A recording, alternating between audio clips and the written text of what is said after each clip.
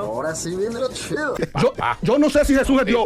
Yo no sé si Jesús es Dios. Lo único que yo sé es que es hijo de María. Pero ¿cómo? ¿Qué es lo que acaba de hacer el Vaticano con respecto a la figura de la Virgen María? Es una muy buena pregunta, la verdad. Ok, en primer lugar, quiero aclarar lo siguiente. El concepto de corredención es un concepto que, como dice el actual documento de Mater Populi Fidelis, es oscuro, no tiene una explicación consecuente. Mientras más tú lo intentas explicar, más oscurece. Y al final de cuentas hace que el papel único de Jesús como el único redentor, citando palabras del Papa Francisco, sea oscurecido por causa de ese término que nunca fue aprobado dogmáticamente. Es decir, el concepto de corredención no es... Ay, feminista, coño, venga. ¿Qué pasa? Que este concepto no es que se acaba de rechazar. Cuando se dio el Concilio Vaticano II, se armó una comitiva. Esa comitiva la dirigió unos cuantos sacerdotes, obispos en este caso, que querían que se aprobase de forma tácita el concepto de corredención como dogma de fe.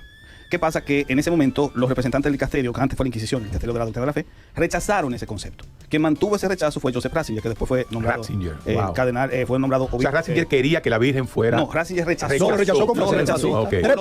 Por los mismos argumentos que el documento utiliza. De hecho, el documento está citando a Ratzinger en el comunicado escrito que hizo cuando se rechazó el concepto de corredención. Luego entonces lo nombran Papa. Benedicto XVI siguió manteniendo el rechazo. Cuando él muere y asciende Francisco también siguió manteniendo el rechazo del concepto de corredención. Ahora está León XIV y sigue rechazándolo. Son tres papas bajo la misma línea. Tres hombres. Que no de diferentes ideologías, porque Ratzinger y Francisco son dos vainas. Sí, porque Ratzinger es conservador, claro, y Francisco el otro era fascista. Y aún así, ambas alas rechazaron eso, porque esto no nació de una reflexión teológica, nació a nivel popular. Y muchas veces el nivel popular lo que hace es oscurecer lo que realmente debe ser una correcta práctica. Así que técnicamente no es un rechazo que sea a nivel del protestantismo. Es que el mismo catolicismo alto, elevado, académico, rechaza el concepto de corredención. Y aquí viene una cuestión. Yo sé que a veces se utiliza mucho el argumento sentimental de la madre, etcétera, pero recuerden que la Iglesia Católica Romana la Iglesia Católica Romana también se presenta como la madre de los creyentes. Entonces, independientemente de lo que se asuma, el creyente de a pie, laico, lo que sea, tiene que obedecer ese documento, le tiene que dar obsequios religiosos. Te guste o no, la Iglesia habló, hay que hacerle caso. En el caso del católico romano, que se debe a la Iglesia romana y que le debe obsequios religiosos de su conocimiento y de su voluntad, tiene que aceptar lo que diga el Papa, eso es lo que es. Lo que diga el magisterio y el Papa, es magisterio ordinario. Eso es para el católico romano, claro está. El protestante no tiene problema ahí, pero siempre lo ha creído. Pero, ¿qué significa? ¡Ay, güey, mi mente! Esto, que a la Virgen María la están descartando de la historia de la vinculación con Jesucristo. ¿Cómo es el asunto? ¿Cómo es el asunto? Explíqueme. ¡Alguien me explique! Déjame explicártelo yo sencillo. Ay, ajá. Cuando ellos quieren despotricar con la Iglesia Católica, hacen acopio intelectuales sobre el oscurantismo de la Iglesia Católica. Si se pasa de lanza. Y ahí entonces la Iglesia Católica es mala. ¡Correcto! Las subreligiones dentro del protestantismo que se han venido derivados, la división, el enfoque de Calvino, ¿verdad? Sí, pero eso no son religiones diferentes, amado. Ay, atrapada. Ay, ayuda. Por ejemplo, mira, religión distinta sería que tenga otro personaje de culto. Por ejemplo, el Islam es otra religión, el hinduismo es otra religión. Son cosmovisiones religiosas. Esto de diferencias dentro de una misma religión tiene el nombre de denominación. Ok, Pero el concepto de denominación tiene acepciones diferentes. Por ejemplo, hay una acepción jurisdiccional, hay una acepción litúrgica. Yo puedo hablar de denominación en términos de idiosincrasia. Si esto es así, de acuerdo a Vivarre, que fue el experto que trabajó sobre el tema de las grandes religiones del mundo, decía él que si analizamos los conceptos y sus acepciones, incluso el catolicismo romano tiene división. Vaya, no encuentro fallas en su lógica. El indicativo de corredentora lo que está diciendo es que ella juega un papel en la redención de la humanidad, en la redención del ser humano. Ese sentir y esa creencia quiso ponerse en boga desde los días de Cristo. En un momento Jesús iba entrando a una aldea y hubo un grupo de personas, de mujeres que dijeron: bienaventurado el vientre que te trajo y los pechos que mamaste. Y él le dijo: más bienaventurados son aquellos que oyen la palabra de Dios y la hacen. O sea, Jesús quitó la posibilidad de que se iniciara una veneración en sus días, algún tipo de mariolatría en sus días. ¿Y dónde? Misógeno, toda esa postura. Esa postura no es misógena. No, es misógena esa postura, denigrando a la mujer. Pues ya ni modo. Hay teorías conspirativas y ustedes lo saben también. O sea, ¿para qué se pone la figura de María y se le da la relevancia? No lo sé, tú dime. Bueno, hay un ataque a la Iglesia Católica sobre el tema de estar en contra de la mujer, porque en sus estructuras no aparece la preeminencia de la mujer, sino el liderazgo del hombre. Con la figura de María, eso queda un poquito neutralizado. ¿Bien? Y eso se ha discutido muchísimas veces. No, pero los protestantes...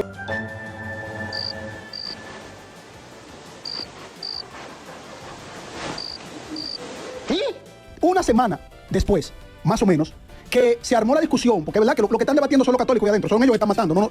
Una semana después, ¿sabes qué salió? Otro informe del Papa León XIV haciendo el llamado de comunión y de armonía con los protestantes. Todo va de la mano, una cosita tras otra. Ese es el objetivo. Puros factos. Ante los distintos escándalos a nivel mundial que tiene Roma siempre ha estado está en este caso bajo estas dos opciones: o un fuerte liberalismo o un fuerte conservadurismo. ¿Por qué? Ahí está la cosa. Porque el liberalismo, en este caso, en la Iglesia Católica Romana son los que tienen dinero. El mundo se consume en dinero, el dinero es dinero, el dinero es dinero, el dinero es dinero, el dinero es dinero. Aprende algo, dinero. Me explico. Hay 3 sedes que son las que alimentan económicamente el Vaticano. Esto es dato puro. Está la sede italiana, pero tiene un escándalo con el tema del Banco del Espíritu Santo y con el lobo de San Pedro. Tiene un escándalo feísimo. 2. Tienes la sede de Estados Unidos, pero la sede de Estados Unidos se ha ido declarando en bancarrota por los escándalos de corrupción, los escándalos sexuales que han tenido que cubrirlo con dinero. Y finalmente está la de Alemania. La de Alemania es la que no tiene escándalos, la de Alemania es la que tiene más peso económico, es la que más alimenta a Roma. Pero los alemanes son ultraliberales. Quieren matrimonio homosexual. Como la de Alemania es la que alimenta, a los alemanes hay que tenerlos contentos. Claro. Porque los que son más conservadores son los de África. África no da dinero. Los de Asia ahora, y los de Asia están un incremento entre liberales y conservadores. Entonces, ¿qué pasa? Que ella tiene que apostar porque más dinero tiene. Follow the money. No hablaste de México ni Argentina, no son fuertes las iglesias de México y Argentina y Brasil. Pero no económicamente. Porque la idea no es en presencia, sino en economía. Economía, ok. Entonces, ¿qué sucede? Que la que alimenta más a Roma es la de Alemania. Ok. Y la de Alemania ¿Son los tiene ricos? exigencias y no se le van a separar. ¿Qué hacen? Bueno, tienen que elegir, por ejemplo, en el caso de la elección, un obispo de Roma que pretenda estar con los dos bandos, pero que se incline más hacia uno. Y por eso es que tú vas a darte cuenta que el Nicasero 1, que fue que emitió este documento, está dirigido por el Tucho Fernández, que se sabe que es homosexual. ¡Qué asco, qué puerco! ¡Qué puerco! ¡Ah! 2. Tú tienes ahí el caso de que los obispos que son conservadores los han echado a patadas. Mira que él se ríe. Y mira. finalmente tú tienes 3 documentos. El primero, después del sínodo de la sinodalidad, que es el documento que permite que los trans sean padrinos. ¡Qué asco! 2, tienes el fiducia supplicans, que permite la bendición de parejas del mismo sexo. ¡Qué asco! Y finalmente La tienes tendencia del mundo. este documento, pero no solamente este documento. En 2024 salió el obispo de Roma, que es un documento que hace una lectura mucho más protestante y mucho más cercana a los ortodoxos griegos que papista, porque dice que Mateo 16-18, por ejemplo, es un texto que se puede utilizar para favorecer el papado. Entonces le han ido reduciendo más el poder al obispo de Roma y le han ido reduciendo más el diálogo conservador, con el fin de tener más líneas con las cuales unirse con protestantes liberales que casan gays y también directamente con los ortodoxos, y de esa manera entonces Roma poder tener un poquito más de acercamiento y más poder para por lo menos engrampar con esos grupos en particular, porque esos son los que tienen dinero.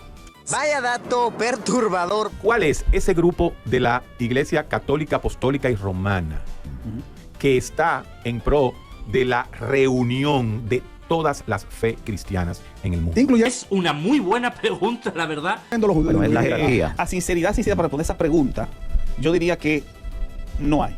Anda. Y te voy a Ah, decir qué por qué, bien. te voy a decir por qué, te voy a Qué decir por qué. bien. Porque el cristianismo nunca ha pretendido ser homogéneo, en el sentido de que todos estamos en la misma casa, o de que todos estamos en la misma habitación. La idea es, la iglesia es una casa sola, eso es verdad, pero con muchas habitaciones. En la casa de los Entonces, pobres. la cuestión es que en esa habitación, tú puedes salir de una habitación a otra, pero estás dentro de la misma casa. Ahí es donde está la verdadera unidad. Ok, pero Entonces, es que se necesita esa unidad, entonces lo que porque hace- ya los estudios de encuestas mundiales Eso que no- no tienen eso que no- ver con ciencia eso no es- teológica, No. dicen que ya Mahoma es más conocido que Cristo. Pero escucha, pero el Islam ¿Cómo también fue? tiene el mismo problema. El Islam también está dividido. Tú tienes chiitas, sunitas, etcétera, y cada vez surgen más grupos diferentes que se atacan entre ellos. Entonces, técnicamente, tampoco esa unidad tú la vas a encontrar en el Islam ni en ningún lugar. Pero ni el tú, budismo. o sea, Te en digo el por qué. Islam, aunque Mahoma sea ahora mismo la figura más popular en el mundo, está dividido full. O sea, entre chiitas y sunitas hay más pelea entre cristianos y Y evangélicos. peligrosa, sí. No, porque esos se matan entre sí. Puros factos. Ahora, te voy a decir una cosa, mira. Sí, se matan. La entre cuestión sí. acá es que la homogeneidad nunca ha sido la visión de la fe cristiana, independientemente que te llame católico romano, ortodoxo griego, pentecostal, lo que sea.